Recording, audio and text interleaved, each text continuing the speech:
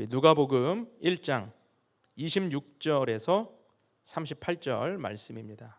누가복음 1장 26절에서 38절 말씀, 우리 한 절씩 교독하시겠습니다.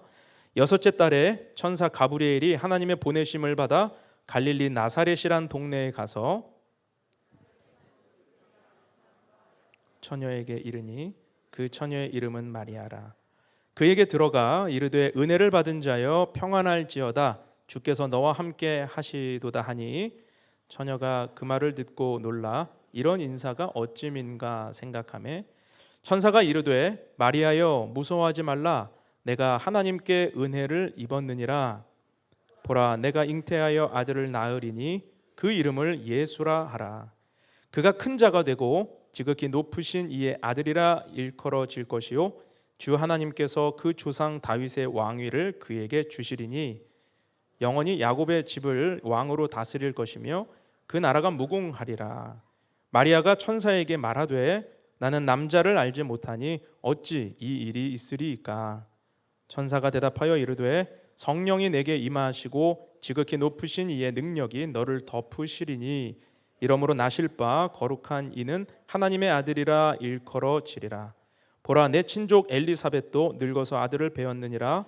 본래 임신하지 못한다고 알려진 이가 이미 6달이 되었나니 대저 하나님의 모든 말씀은 능하지 못하심이 없느니라. 함께 읽겠습니다. 마리아가 이르되 주의 여종이오니 말씀대로 내게 이루어지이다 하매 천사가 떠나가니라. 아멘. 올해도 어느덧 연말이 다가왔습니다. 오늘이 12월 첫 주니까요. 얼마 있으면 이제 성탄절이 오겠죠. 여러분, 연말이 되고 성탄절 시즌이 되면 기쁘십니까? 뭔가 막 마음에 활짝 꽃이 피는 것처럼 긍정적인 생각들이 막 드십니까? 이 시즌이 특별하게 생각되는 분들도 계시겠지만 그냥 별 생각 없이 또 왔나 보다, 또 가나 보다 하고 성탄절 시즌을 맞는 분도 적지 않을 거라고 생각을 합니다. 어쩌면 성탄의 소식보다 한 해가 또 이렇게 지나간다, 벌써 이렇게 연말이구나 라고 하는 슬픈 마음이, 그런 생각이 드시는 분도 있을 것 같습니다. 왜 그럴까요? 우리 삶에 찾아오는 나를 둘러싼 여러 환경과 상황이 우리의 믿음을 짓누르고 있기 때문일 것입니다. 우리 주변에는 시끄럽고 복잡한 사회적인 문제들로 인해 분노 가운데 살아가는 사람들이 적지 않습니다. 지금도 추위와 싸우며 광장에서 소리치는 사람들이 있고요, 정의를 외치는 사람들이 있고요, 자신의 억울함을 호소하며 살아가는 사람들이 있습니다. 그들에게 성탄은 과연 기쁜 소식일 수 있을까? 이념과 진영 싸움은 날이 갈수록 그칠 줄 모르고 심화되고 분열과 다툼, 반목과 불신으로 고통 속에 살아가는 사람들에게 과연 성탄이 기쁜 메시지가 될 수 있을까라는 것이죠. 올해는 정말 세계 곳곳에서 전쟁도 기근도 지진도 많았던 때였습니다.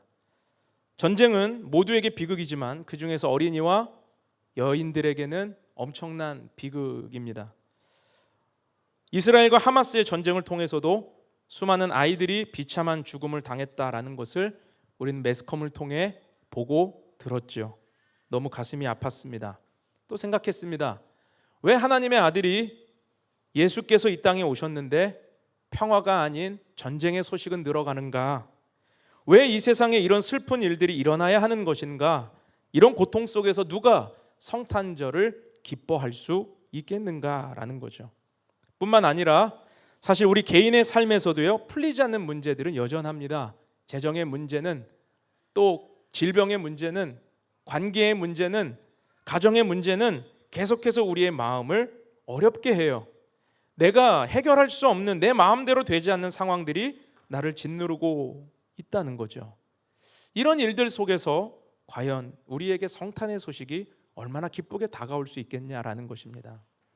제가 코로나 이전에 장기간 의식이 없는 환자들만 모여 있는 그 요양병원을 신방을 했던 적이 있습니다. 교통사고로 또 여러 가지 이유로 코마 상태에 빠져서 일어날 기미가 보이지 않는 정말 안타까움 속에 있는 환자분들이셨어요. 그리고 그 가족에게 제가 기도를 해드렸던 기억이 납니다. 그런데 최근에 그분이 저에게 연락을 주셨습니다. 그런데 대화를 하다가 보니까 여전히 그 시간은 끝나지 않았다라는 것을 알게 되었습니다. 그래서 제가 여쭤봤어요. 그러면 코로나 기간에 얼마나 힘드셨습니까? 코로나 기간에 정말 그 가족들이 겪었던 그런 아픔과 고통은 이루 말할 수 없었겠더라고요. 여전히 끝나지 않았습니다. 여전히 끝나지 않았습니다. 라는 말이었어요. 그래서 위로하고 기도를 해드리는데 마음이 저며왔습니다. 그리고 또 생각했습니다. 정말 이런 상황 속에서 이분들은 성탄을 기뻐할 수 있겠는가? 왜 하나님의 아들이신 예수님이 이 땅에 오셨는데 우리 주변에 이런 고통이 계속되는 것일까? 이런 고통 속에서 누가 성탄의 기쁨을 누릴 수 있겠냐라는 거죠. 여러분들은 어떠십니까? 오늘 성탄의 메시지가 이 성탄 시즌에 예수의 오심이 여러분들과 여러분의 가정에 정말 복된 소식, 기쁨의 소식이 되고 계십니까? 만약 우리가 예수께서 오신 성탄이 기쁘지 않다라고 한다면 우리는 이번 시즌에 이 기쁨을 회복해야 합니다. 우리가 예수님을 믿고 살아가면서 하나님의 자녀로 이 땅을 살아가면서 신앙을 가지고 살아가면서 성탄에 대한 소식이 기쁘지 않다, 별 감동이 없다라고 한다면 여러분은 심각하게 우리의 영혼을 돌아보고 점검해야 되는 것입니다. 성탄은 우리의 감정과 우리의 상황과 관계없이 우리가 늘 생각할 때 감사하고 하나님의 구원에 감격해야 되는 은혜의 날인 줄로 믿습니다. 여러분, 모든 사람이 기뻐하고 감사해야 하는 이 성탄의 이 기쁨, 이 시즌을 여러분 온전히 회복할 수 있기를 주님의 이름으로 축원합니다. 세상은요, 돌아보면 처음부터 성탄의 소식을 기뻐하지 않았습니다. 2000년 전 예수님께서 태어나셨던 베들레헴 그 동네에서도 예수님의 오심을 반기지 않는 그런 이야기들로 성경은 가득하죠. 예수님은 나실 곳이 없어서 짐승이 머무는 마구간에서 태어나셨습니다. 예수님은 누일 곳이 없어서 말 구유에 누이셨습니다. 또 예수님의 탄생을 소식을 들은 메시아의 탄생의 소식을 들은 헤롯 왕은 2살 이하의 사내 아이들을 다 죽이라고 명령하면서 피비린내 나는 메시지를 유대 땅 전체에 선포하게 되었죠. 세상은 처음부터 예수님의 탄생을 기뻐하지 않았고요, 반가워하지 않았다는 것입니다. 오늘날 어떻습니까? 오늘날 크리스마스 하면 세상은 들떠 있는 것 같습니다. 뭔가 기뻐하는 것 같습니다. 그런데 자세히 들여다보면 주인공이 빠져 있죠. 어느 날부터 거리에는 크리스마스 시즌에 캐롤이 사라졌습니다. 저작권 문제다 여러 이야기가 있지만 캐롤이 사라졌죠. 그리고 반기지 않는 것 같습니다. 크리스마스를 말하면서 세상은 예수님의 탄생을 쏙 빼버렸습니다. 그리고 다른 것들로 채워나가기 시작합니다. 연인 간의 사랑 이야기로 채워나가고 온 세상을 하얗게 덮어줄 눈을 기다린다는 이야기로 채우고 소원을 기다린다, 소원이 이루어질 기적을 기다린다라는 이야기로 채웁니다. 산타와 루돌프에 대한 이야기로 가득합니다. 예수님 생일에 예수님은 쏙 빠지고 다른 것들로 세상은 들떠 있습니다. 예수를 기뻐하지 않는 모습을 우리는 보게 되는 것이죠. 그렇다면 오늘날 누가 성탄을 진정으로 기뻐해야 되겠습니까? 누가 성탄을 기뻐할 수 있으며 누가 주님의 오심을 복된 소식으로 받아들일 수 있겠습니까? 누가 구주의 나심을 오늘 나의 구원 사건으로, 나의 사건으로 여기며 감격할 수 있겠습니까? 여러분, 우리 믿는 자들이 성탄을 기뻐하지 않는다면 과연 누가 이 성탄을 기뻐할 수 있겠냐라는 것이죠. 여러분, 우리는 성탄의 기쁨을 회복하고 구주의 오심을 감사하는 은혜를 회복해야 될 줄로 믿습니다. 오늘 우리가 회복해야 될 이 은혜를 여러분 붙들 수 있기를 축복합니다. 오늘 말씀은요, 성탄의 소식을 가장 먼저 들었던 사람 마리아에 대한 기사입니다. 가브리엘 천사가 마리아에게 찾아와 수태고지를 하죠. 이것은 이사야 선지자에게 말씀하셨던 예언이 성취되는 장면이었습니다. 이사야 7장 14절에 보니까 그러므로 주께서 친히 징조를 너희에게 주실 것이라. 보라, 처녀가 잉태하여 아들을 낳을 것이요 그의 이름을 임마누엘이라 하리라. 자, 그런데 과연 이 소식이 마리아에게 반가운 소식이었을까요? 처녀가 잉태하여 아들을 낳을 것이다. 그런데 그 처녀가 바로 너다. 이 소식을 들었을 때 정말로 감사와 기쁨이 넘치는 소식이었겠습니까? 절대로 그럴 수 없겠죠. 이것은 마른 하늘의 날벼락과 같은 소식입니다. 반갑지 않은 소식이었다는 것입니다.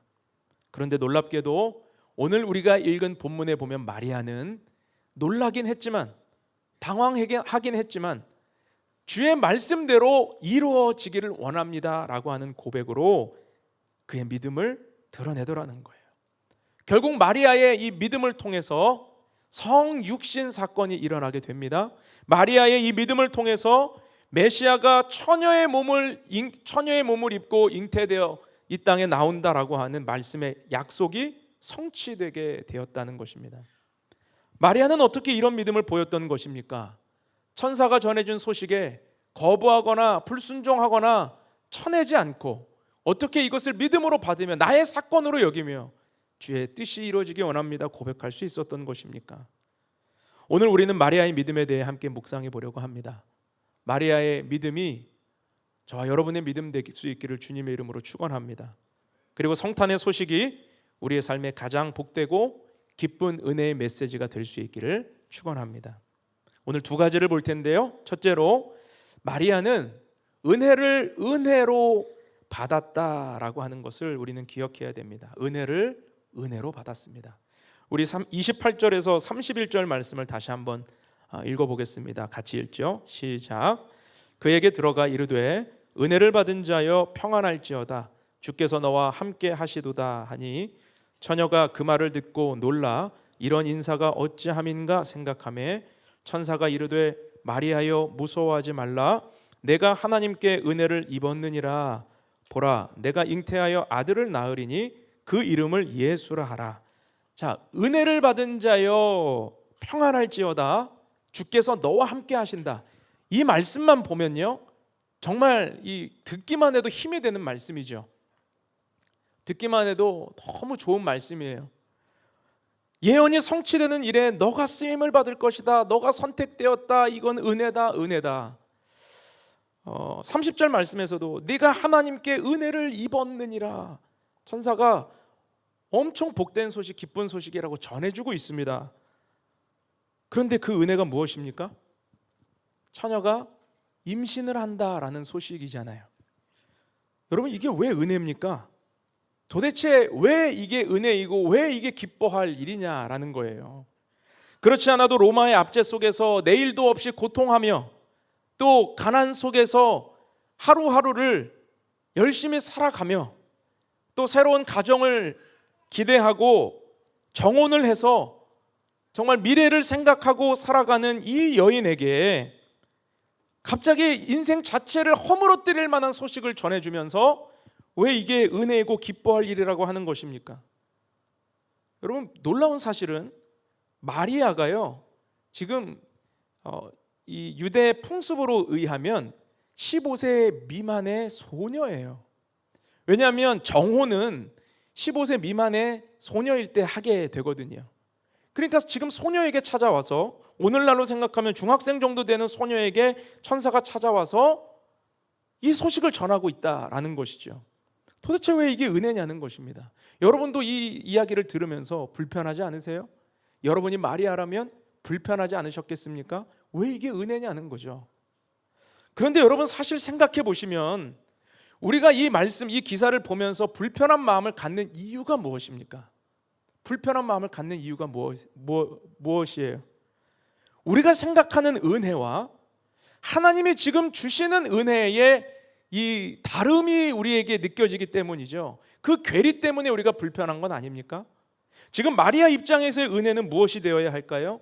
로마의 압제에서의 해방, 그 소식, 또는 지긋지긋한 가나안에서 풍요가 임할 것이다, 형통케 될 것이다, 네가 정혼자와 행복하게 살아가게 될 것이다, 뭐 이런 메시지라면 감사합니다 주님, 은혜를 감사합니다라고 이야기할 텐데 지금 그게 아니라는 거죠. 지금 천사의 말대로 하나님이 베푸실 은혜라는 것은 마리아의 개인에게 있어서는 이거는 고난의 선포입니다. 죽음의 선포예요. 수치예요. 부끄러움이에요. 죽음을 당할 수도 있는 일이었다라는 것입니다. 여러분, 이 소식 앞에서 누가 기뻐할 수 있겠어요? 누가 반가워할 수 있겠습니까? 아무도 할렐루야 주님 감사합니다, 은혜에 감사합니다라고 고백할 수 있는 사람은 없을 것입니다. 저는 평소에 기도할 때 제가 신앙생활을 하면서 하나님의 은혜를 경험하면서 늘 습관적으로 하는, 원래 모두가 여러분 기도할 때 이렇게 미사여구들이 있잖아요. 습관적으로 나오는 말들이 있잖아요. 어떤 분은 아버지 아버지, 어떤 분은 주여 주여, 어떤 분은 정말로 정말로. 그래서 기도하면 그분들의 그 말이 꼭 반복적으로 나오는데, 저에게 있어서 반복은 뭐냐면 은혜를 베풀어 주옵소서, 은혜를 베풀어 주옵소서, 이런 말이에요. 그런데 사실 따져보면 제가 구하는 은혜는요, 형통입니다. 잘 되는 거예요. 부흥이에요. 내 인생에 하나님 주시는 이 밝은 거예요. 내가 생각하는. 그런데 이것은 은혜를 오해한 생각이죠. 왜냐하면 은혜는 하나님의 주권적인 역사로부터 발생하는 것입니다. 다시 말해 주시는 분이 우리의 삶에 허락하시는 것이에요. 그러니까 내가 내 생각으로 은혜를 구하는 것과 하나님이 베풀어 주실 은혜는 다를 수 있다라는 것을 인식하지 못하면 우리는 은혜를 구하고 하나님께 실망하거나 낙심하게 되죠. 은혜의 성경적인 정의는 이것입니다. 받을 자격 없는 자에게 베풀어 주시는 호의예요. 굳이 그렇게까지 하지 않으셔도 되는데 베푸시는 자비가 은혜입니다. 저는 말씀을 준비하면서 은혜에 대해 묵상을 하는데 쉽게 이렇게 풀리고 적용이 되더라고요. 그렇다면 은혜는 전능자의 개입하심이구나, 창조주의 간섭하심이구나, 하늘 그보다 위에 계신 높고 높은 영화로우신 전능하신 하나님께서 작고 점과 같은 나의 삶에 개입하시는 것, 그것이 은혜구나. 창조주의 사랑의 간섭하심이 은혜구나. 받을 자격 없는 자에게 베푸시는 그 간섭하심이 정말 하나님의 베푸시는 은혜구나. 여러분, 그렇다면 하나님께서 우리의 삶에 개입하실 때 무엇을 하시겠습니까? 내 욕심을 채우시려고 개입하실까요? 내 탐심과 내 만족을 위해서 하나님이 내 생각대로 개입하실까요? 그럴 수 없습니다. 하나님은 하나님의 뜻을 이루시기 위해서 우리의 삶에 개입하시고, 하나님은 하나님의 뜻대로 사랑하시기 위해서 내 삶에 역사하신다라는 거죠. 여러분, 그렇다면요, 우리는 오늘부터 은혜를 구할 때 큰 믿음이 필요해요. 정말로 은혜를 함부로 구하면 안 되는 거예요. 엄청난 믿음이 필요합니다. 왜냐하면 우리가 하나님께 은혜를 주옵소서 구하면 하나님께는 이렇게 전달되기 때문입니다. 하나님 간섭해 주십시오. 하나님 개입해 주십시오. 내 삶에 간섭해 주세요. 여러분, 정말 하나님이 우리 삶에 하나하나 간섭하신다면 여러분 감당할 자신 있으십니까? 제가 저희 자녀들, 우리 아이들에게 이렇게 해라 저렇게 해라 하나하나 간섭하면 우리 아이들은 괴로워하죠. 사실 누구의 간섭도 받고 싶어 하지 않는 게 우리 인간의 본심 아닙니까? 그런데 하나님이 우리의 삶에 간섭하신대요. 간섭하셔서 하나하나 개입하신대요. 내 탐심과 내 만족과 욕심을 이루기 위해 간섭하시는 게 아니라 하나님의 뜻을 이루기 위해서 간섭하시는데, 그러면 여러분 얼마나 우리의 삶에 엄청난 일이 일어나겠습니까? 저는 이 말씀 묵상하면서 갑자기 부끄러워졌어요. 주님, 오늘부터 은혜는 조금만 구해야겠습니다. 간섭은 제가 감당할 수 없겠습니다. 하나님이 간섭하시면 내 인생이 쑥대밭 될 것 같더라고요.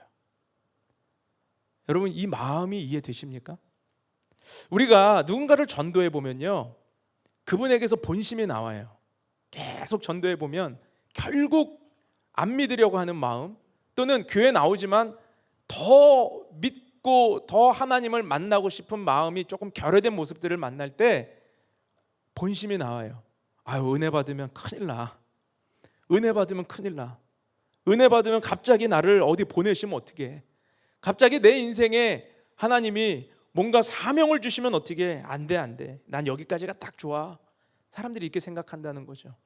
여러분, 그러나 하나님께서 우리의 삶에 은혜를 베푸시고 사랑으로 간섭하기 시작하면 우리의 못된 자아와 우리의 내면의 어리석음과 우리 안의 두려움과 부정적이고 불순종하는 모든 깨어져야 할 것들이 깨어지고 무너져야 할 것들이 무너지며 우리의 삶에 새롭게 하나님의 말씀으로 은혜로 우리를 세워주실 줄 믿습니다. 여러분, 은혜를 구하십시오. 아멘이 없으시네요. 다시 한번 은혜를 구하십시오. 하나님의 간섭하심이 축복이 될 수 있기를 축원합니다. 그 은혜를 은혜로 받을 때 우리의 삶에 하나님의 뜻이 이루어지게 될 줄 믿습니다. 그래서 마리아는요, 하나님의 은혜를 은혜로 받으면서 46절과 48절에 이렇게 기쁨을 고백하죠. 마리아가 이르되 내 영혼이 주를 찬양하며 내 마음이 하나님 내 구주를 기뻐하였음은 그의 여종의 비천함을 돌보셨음이라. 보라, 이제 후로는 만세에 나를 복이 있다 일컬으리로다. 여러분, 축복합니다. 하나님은 오늘도 우리에게 은혜 베풀기를 원하십니다. 내 생각과 다른 은혜가 주어져도 여러분, 그것을 거부하지 마세요. 하나님께서 베푸실 은혜, 하나님께서 간섭하시는 은혜는 지금 내 인생에 해석되지 않아도 반드시 주님의 선하신 뜻이 이루어지게 될 줄로 믿습니다. 두 번째로, 마리아는 하나님이 이끄시는 미래를 신뢰했다라는 것입니다. 오늘 34절에서 38절까지 말씀 우리 또 같이 읽어보겠습니다. 시작. 마리아가 천사에게 말하되 나는 남자를 알지 못하니 어찌 이 일이 있으리이까? 천사가 대답하여 이르되 성령이 내게 임하시고 지극히 높으신 이의 능력이 너를 덮으시리니 이러므로 나실 바 거룩한 이는 하나님의 아들이라 일컬어지리라. 보라, 내 친족 엘리사벳도 늙어서 아들을 배었느니라. 본래 임신하지 못한다고 알려진 이가 이미 6달이 되었나니 대저 하나님의 모든 말씀은 능하지 못하심이 없느니라. 마리아가 이르되 주의 여종이오니 말씀대로 내게 이루어지이다 하며 천사가 떠나가니라. 아멘. 자, 마리아에게 들려온 임신 소식, 이것은 인간적으로는 기쁨의 소식이 아닌 죽음의 소식, 절망의 소식, 고난의 선포였습니다. 마리아는 앞으로 자신의 미래가 어떻게 펼쳐질지 이야기해주지 않아도 직감적으로 알게 되었을 것입니다. 먼저는 가족들에게 버림을 받을 수 있었습니다. 그리고 유대 율법이 심각한 정죄를 하게 될 것입니다. 그에 상응하는 벌을 받게 될 것입니다. 돌에 맞아 죽을 수도 있었습니다. 죽지 않는다 해도 부정하다라는 말을 듣고 마을에서 쫓겨날 수 있었습니다. 물론 정혼한 남자에게 버림받을 수도 있죠. 소녀가 감당하기 어려운 고통스러운 삶이 시작되는 것입니다. 불보듯 뻔한 앞으로 일어날 가까운 미래에 벌어질 일입니다. 그런데 마리아는 현실적으로 예상되는 미래보다 하나님이 이끄시는 미래를 신뢰했다라는 거죠. 그 신뢰의 고백이 어디 나옵니까? 오늘 38절이에요. 다시 한번 볼게요. 마리아가 이르되 주의 여종이오니 말씀대로 내게 이루어지이다 하매 천사가 떠나가니라. 여러분, 우리는 때로 신앙생활 안에서 우리의 경험과 생각, 이성적인 판단, 내가 예측하는 일들 때문에 그 제한적인 틀에 갇혀서 하나님의 말씀을 계산하고 받아들이지 않을 때가 얼마나 많습니까? 그래서 하나님이 하시는 일에 대해 합리적인지, 그것이 이성적인지, 그것이 나를 설득할 만한 것인지를 따질 때가 얼마나 많느냐라는 거예요. 그러나 하나님께서 우리에게 요구하시는 믿음은 계산하는 믿음이 아닙니다. 손해볼까를 따지고 두려워하는 믿음이 아닙니다. 하나님이 이끌어가시는 미래를 신뢰하는 믿음이 우리에게 요구하시는 하나님의 믿음이라는 것이죠. 여러분, 신앙은요, 알고 가는 게 아니에요. 신앙은 믿고 가는 것입니다. 말씀 믿고 가는 거예요. 그런데 사람들은 알려주시면 간다고 그러고 보여주시면 간다고 그러죠. 그러나 알고 가는 것이 아니라 믿고 가는 그 길에 하나님은 우리의 미래를 붙드시고 하나님은 우리의 삶을 인도해 주십니다. 임마누엘이 무슨 뜻입니까? 임마누엘은 하나님은 우리와 함께 하신다라고 하는 뜻입니다. 그런데 우리의 슬픔과 고통까지도 하나님은 함께 하신다라는 약속을 임마누엘이라는 메시지 안에 주시는 거죠. 마태복음을 보면 1장과 28장에 임마누엘이 등장합니다. 1장 23절에는 보라 처녀가 잉태하여 아들을 낳을 것이요 그의 이름은 임마누엘이라 하리라 하셨으니 이를 번역한즉 하나님이 우리와 함께 계시다 함이라. 임마누엘의 하나님, 우리와 함께 계신 하나님을 1장에서 약속하며 마태복음을 열고 있어요. 그리고 마지막 장 마지막 절 28장 20절에 내가 너희에게 분부한 모든 것을 가르쳐 지키게 하라. 볼지어다 내가 세상 끝날까지 너희와 항상 함께 있으리라. 예수님은 승천하시면서 제자들에게, 사랑하는 이들에게 내가 세상 끝날까지 너희와 항상 함께 있으리라. 마태복음을 닫는 메시지가 임마누엘이었다는 거예요. 여러분, 마태복음을 열고 닫는 핵심 메시지가 임마누엘이라면 이 말씀은 처음부터 그리고 마지막 이루실 말씀까지 우리에게 동행을 약속하시는 거죠. 믿는 자녀에게 내가 너와 함께 할 것이다. 내가 너의 고통도 함께 할 것이고 내가 너의 미래도 함께 할 것이고 내가 너의 인생 가운데 함께 할 것이다. 이 메시지 주고 계시는 것입니다. 여러분, 이게 복음입니다.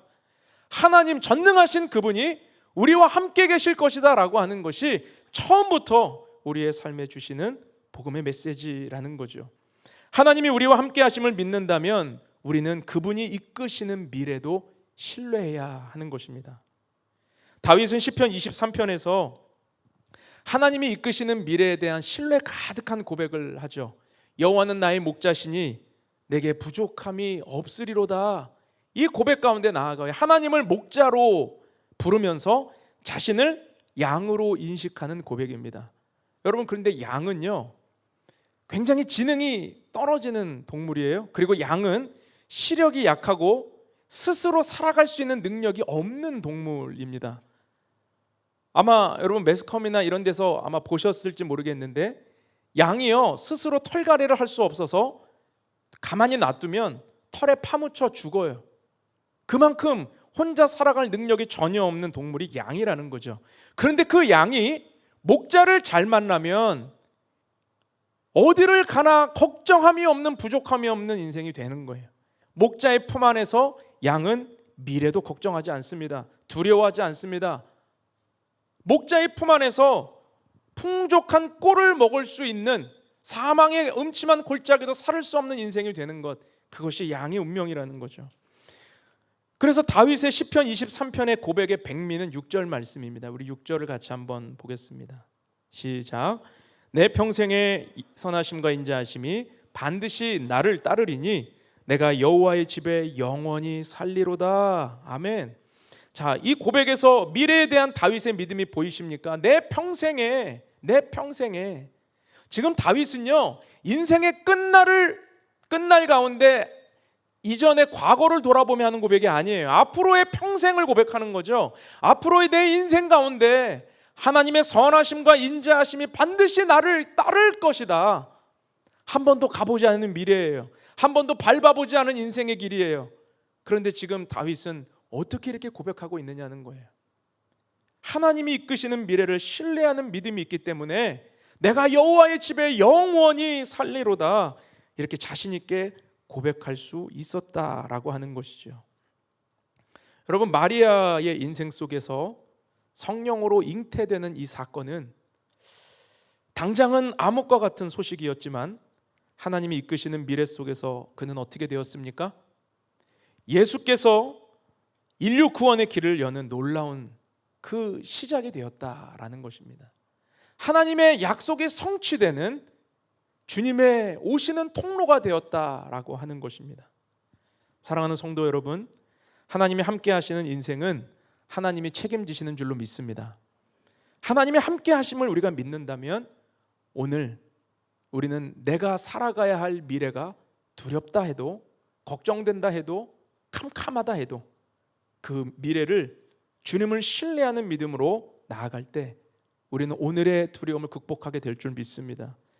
그러나 내가 주인이 되어 미래를 결정하면 문제는 해결되지 않죠. 보지 못하지만, 우리는 한 번도 가보지 않았지만 우리 인생을 향한 하나님의 완전하신 그 계획과 나를 향한 주님의 은혜가 넘친다라고 하는 믿음으로 주님을 신뢰할 때 여러분, 우리의 삶에 하나님의 뜻이 이루어지게 될 줄로 믿습니다. 오늘 마리아의 고백을 보십시오. 마리아가 이르되 주의 여종이오니 말씀대로 내게 이루어지이다.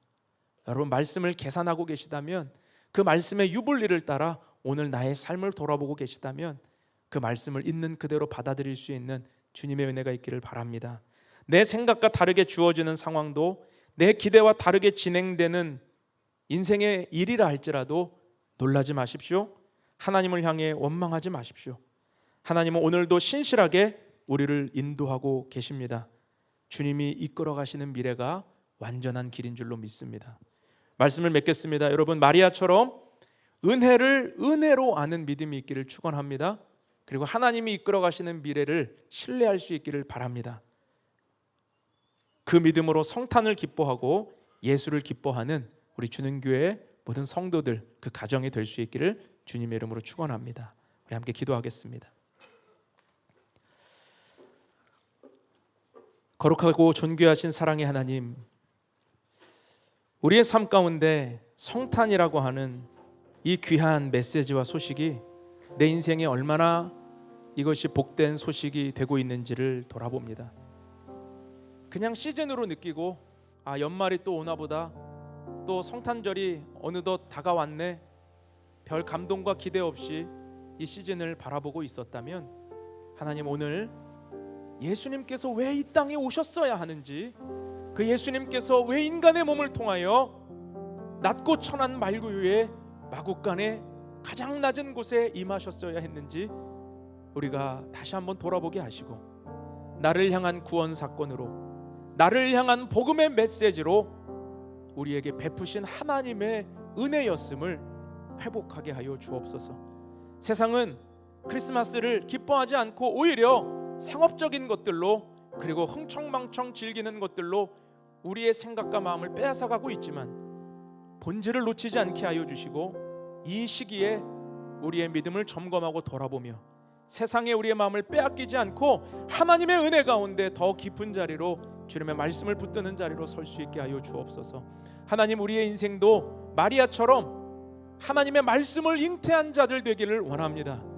말씀이 육신이 되어 이 땅에 오신 예수님의 그 은혜를 기억하며 말씀이신 예수 그리스도를 잉태하고 마음에 품고 붙들고 의지하고 살아갈 수 있는 우리의 믿음이 되게 하여 주옵소서. 이번 한 주간을 살아갈 때에 우리가 또 한 번 경험해보지 못한 인생의 길이 펼쳐질 것입니다. 매일매일 하루하루 나는 미래를 알지 못하여 두려워하고 우리는 어려워하지만, 그러나 나를 향한 하나님의 계획과 놀라우신 은혜를 기억하며 나의 미래를 이끌어 가시는 주님을 신뢰하며 나아가는 우리 모두가 되게 하여 주옵소서. 그 은혜를 붙들게 하여 주옵소서. 함께 하실 주님을 찬양하오며 예수님의 이름으로 기도하옵나이다.